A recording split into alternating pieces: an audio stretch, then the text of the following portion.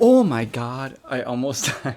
Alright, after that near-death experience, what's up guys and welcome back to Techplant. Today I'm going to be delivering some amazing information that is going to be extremely helpful for anyone who's new to houseplants or even experts at this point. And none of this information is going to come from a place of superiority. This is all coming from a place of mistakes. I have made every single mistake that I'm going to tell you about, and so you can actually learn from my failures and try and completely avoid them altogether. It'll save you a lot of headaches.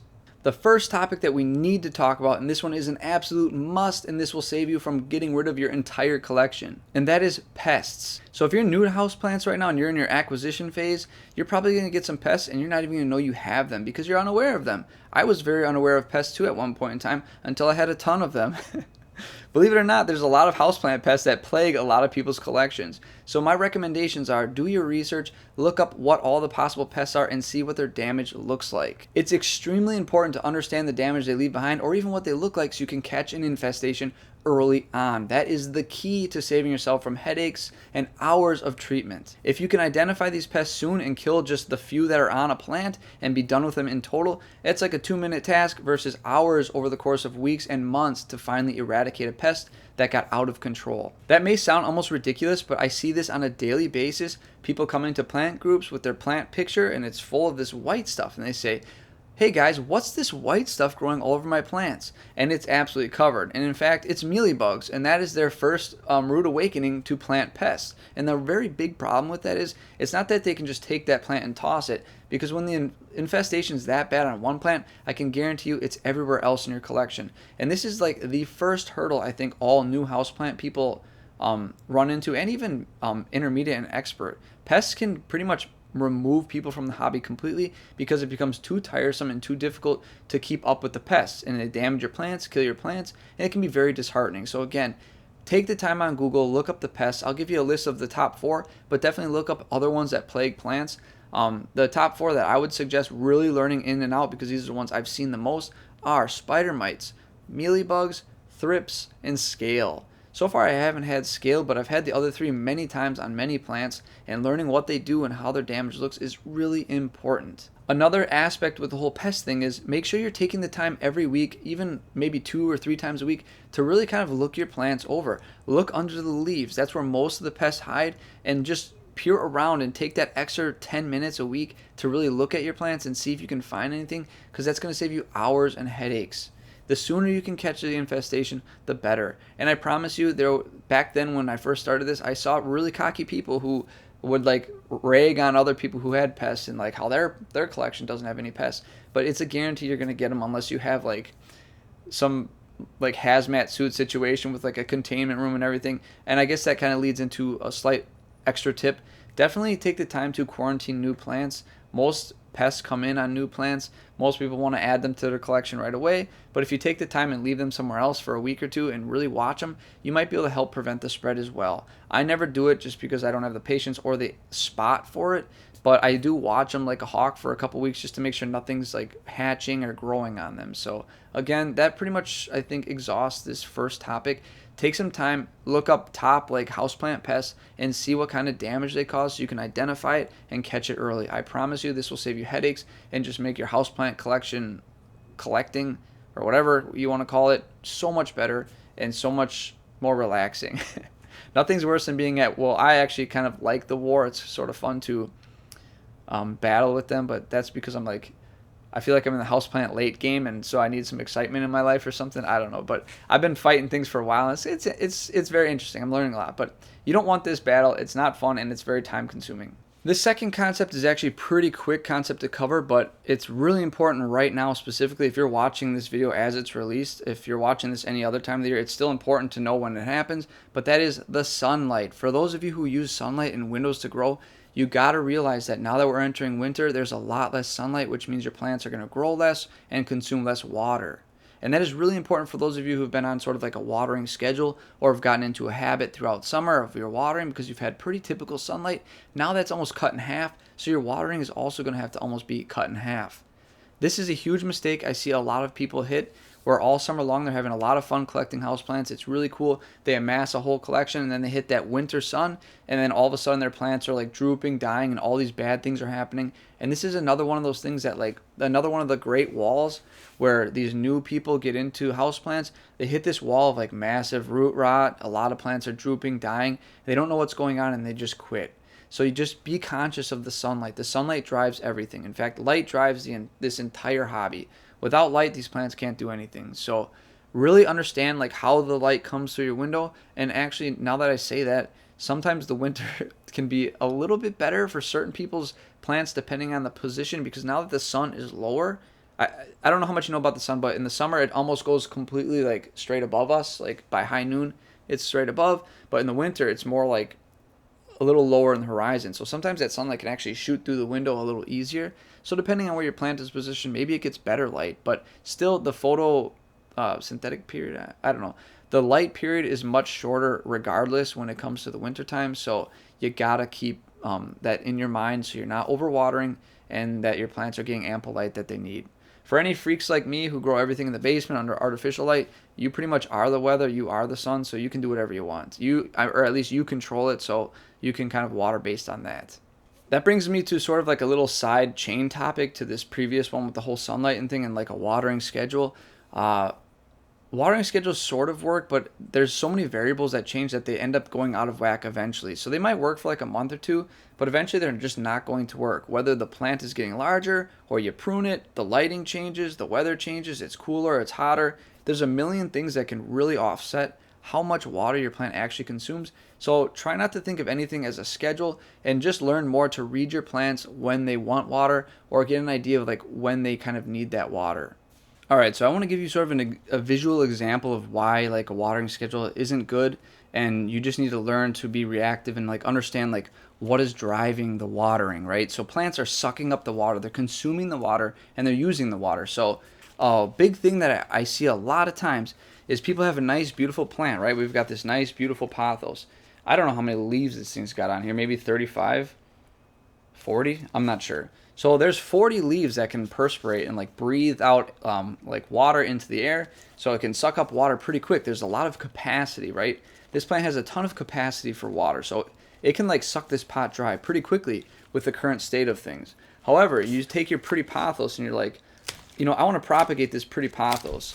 And now you have this little pothos. If you water this the same way you've been watering it, you're going to flood this thing really quickly because it's lost like almost its entire capacity. I mean, there's this many leaves that were able to like perspirate. I don't know if that's the proper term. Respirate, perspirate. Either way, water basically comes through the roots and comes out of the leaves as like water vapor. So all of this capacity for letting the water out of the plant and then allowing it to consume more is completely gone. So this is going to consume way less water, and that is a really important factor.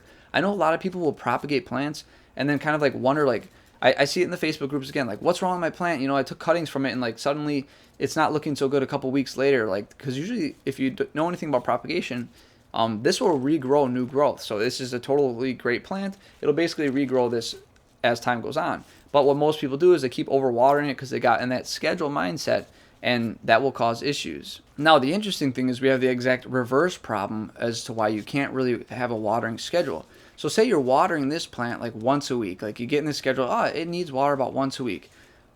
As like months go on and it gains all these leaves, it's going to be consuming that water that much faster, right? Like it's got a lot more capacity, so it's going to need water much quicker and much quicker. So then you might hit that cycle where all of a sudden it's drying out too much. Now you've got damaged roots, and then you get the whole watering all these like half-dead roots and root rot. And again, it's almost the exact opposite problem. So I hope these two situations sort of explain like why you don't want to really use a watering schedule. You want to be very reactive to how your plants are growing and what they're doing. So some pruning them really changes their capacity. Another big tip, this one is mostly for beginners because I think most seasoned vets, well, not all, because some haven't actually made that big purchase, but be patient with buying plants. You're going to get caught up in the hype and you're going to want these like really popular plants. It's just like how the world is designed. It makes you envy something really cool. There's this awesome plant, but it's like $200, and you're going to want it, and you're going to save up that money, and you're just going to do it and buy it, and then you're going to see like 6 months later, it's half the price. So have patience. Please don't make the same mistake me and millions of other people have made. This little Thai constellation used to be like hundreds of dollars at one point. I picked one up at like 90 bucks thinking like, oh, finally it's come down. And then now I think you can get something like this for like 30 bucks in certain places. So always have patience. The plant prices will almost always come down. There are very few situations where they don't. And people will come up with all kinds of crazy excuses. I've seen it for 4 or 5 years. They grow slow, this or that. There's a million excuses sellers will make to kind of convince you to buy now because they're going to make the big profits. Like, that's the whole point. I mean, it's capitalism, whatever. So if I were you as a newbie person or even a more experienced person, just have patience. The plant will come down in price. It's not going anywhere, and it'll just get cheaper and easier to find. In fact, one of the biggest mistakes I think I made with that was I bought an oblique for $300, a little stick, and I was like, because this was back when oblique were like thousands of dollars, and I was like, wow, I found the deal of a century, $300, and like again, I thought that was really cool, and here's where that is today. I'm doing some propagation finally because I neglected it for like 2 years. So that $300 plant, once it like went out of style, I mean, I still love it, but it's any hobby is very hype based, so just try not to fall for the hype because these are so cheap now. I think you can get an oblique cutting for like 20 bucks. It's just that pathetic. Well, it's not pathetic. That's actually amazing because like it's accessible and everything. But I mean, it's pathetic in the sense that we spent thousands of dollars on this plant for what, right? To have it a year sooner, for what? You know, it's in my collection now, and it can be in your collection now for 20 bucks. So what's the difference? I think that's so funny. In fact, I made a video about this years ago, but there was a point in time where the groups tried to like stop the selling because they saw the price falling so fast and they wanted to protect their investment. So don't fall for investment plants. It's like for the most part a scam unless you have like a really good way to get on that first hype plant that's pretty inaccessible and grow it very quickly. I wouldn't recommend investment plants. Another tip I would recommend is this is good for beginners and experts alike because we don't have like every species or every genus or family or whatever. But if you're going to extend your reach into a whole new type of plant, buy a cheaper, hardier one first so you can learn the ins and outs, right? So I see this probably not daily because it's not that bad, but I see it very often where someone's like, help, what's wrong with my anthurium? This is my first one. And it's like a $250 like velvet anthurium with like very little information on the internet because it's just not a common plant. And like, I mean, I guess, again, the hype gets people, but it's always like funny, or it's not funny actually, it's kind of sad because there's a good chance they're going to lose that plant. So they took their first, like, taking your first dive into a new plant species at like $200, $300 is like, that's brave. But so my point is, if you're going to get into, say, anthuriums, say you haven't grown any anthuriums yet, start with something like the grocery store anthuriums. There's Anthurium gracile. This thing is hardy. It flowers really fast. So you can even learn how to grow anthurium seeds and go from there. Like starting with something more expensive. I want to say this is a Friticelli. This is a lot cheaper now. But starting with something more expensive is just a recipe for disaster. And it might not be so much that you don't know what you're doing, but another problem with expensive plants, and this goes back to hype plants, is, you know, people kill these things because they're so nervous about them, and they're so like, it's like, oh, this is my big purchase, like I can't lose this. So they have like all this anxiety and stress, and like they'll see like this little bit of yellowing and they're like, oh my god, my plant has yellow. Oh, I just ripped it. My plant has yellowing. Like, what do I do? And they'll like rip out of its potting media, like throw it in leca, and then all of a sudden they'll see another yellow leaf and they'll like take it out of there and put it in something else, and like that is just causing like a lot of damage. So if you're gonna like branch into a new, I think family, genius, I'm not sure, a new like section of plants like philodendron, monstera, anthurium, calathea, try and find a more beginner-friendly one that's a little cheaper so you can learn the ins and outs. Again, a lot of these plants have certain characteristics that they kind of all do that is a normal thing, and you can learn that for $20 instead of $300, or even $50 or $75, or heck, you can even learn it for $5 with a really cheap one. Just take it slow when you jump into it because you're going to save yourself some money and stress ultimately. Making those big purchases are stressful, especially when you're not like a rich person. Me, case in point, like I could stress about some plants early on because like that, when I bought that oblique for $300, I was freaking out because like that was like way too much money like to be spending on a plant for me. So definitely take your time with getting into new species, get an understanding for how they grow, and you'll have so much more success with a newer plant. That topic sort of bridges into the final topic, and that is don't panic and don't freak out. Usually there's nothing that crazy going on with your plant that's going to like need like 24/7 care and like constant switching mediums or switching up its environment. I see this all the time, and this was like another one of my, that whole like Pythium saga, the whole like everyone's losing their Tycons. I think this attributed to it quite a bit, and that is if you get a new plant and you see like even a little bit of yellowing, don't freak out. Like just take your time, take it slow. Don't keep switching mediums. Every time you switch a medium, you sort of like shock the plant and freak it out, and you kind of set it back some. So I see people like switch the medium like 3 times in the course of a week, and they're like, "Why isn't my plant getting better? I've tried this, and this." And it's like you've done that all in like 7 days. Of course, it's dying. Like you gotta just relax. And I can laugh about this and say this because I have done the same panic. I've killed things doing this, so I know for a fact it's a great way to kill a plant. And just relaxing will just usually it just works itself out, as dumb as it sounds. There's a lot of stuff in this grow room that I've just accidentally ignored, and like the problem just worked itself out. Just give a plant a lot of good light, a decent amount of humidity, and it can pretty much figure itself out. So don't panic, relax, and try not to set yourself up for like an anxious setting, because it's just not going to help you or the plant. Yeah, like one of the most common things I saw with these Tycons is like, see this little bit of like yellowing here, this little browning. Like people would see that and be like, "What's wrong with my plant?" And that's when they would like uproot it and do things, and then it ended up dead. But these younger leaves can just turn completely yellow. If this new growth is going yellow on you already, you've got a more serious problem at hand. But any of these like lower leaves, it's not a big deal. Well, guys, that pretty much sums up this video. I know there's a lot more I can go on about, and there's plenty of other mistakes I've made that I can teach you about, but we'll have to save that for another video because I need to kind of recall them or remember them. But I hope this was helpful, especially for the newbies out there. Definitely my number one takeaway is, I guess it'll probably be like a number of few takeaways. Definitely please do the research on what pest damage looks like. You're going to save yourself nightmares, headaches, and stress, and most importantly, you're going to save yourself from leaving this hobby. The saddest thing I ever see is people giving up on houseplants because the walls ahead of them are just far too big. And as long as you can take a little bit of time to learn about a few of these early on things, hopefully you can see this video. I mean, obviously there's people who won't see this, so they'll never know. But if you take the time, it'll save you so many headaches. Don't freak out too much about plants as they're like changing and stuff.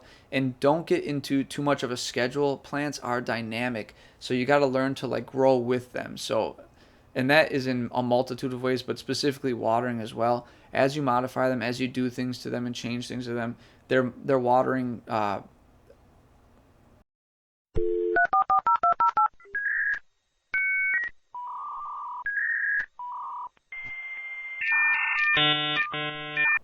their watering just changes, and so you got to be really aware of that. I think that's pretty much what plagues most people in houseplants is pests and just like over and under watering. So I think if you kind of look more into those things, you'll have a much better experience with your plant collection and hopefully never abandon it, because this is a pretty sweet hobby in my opinion.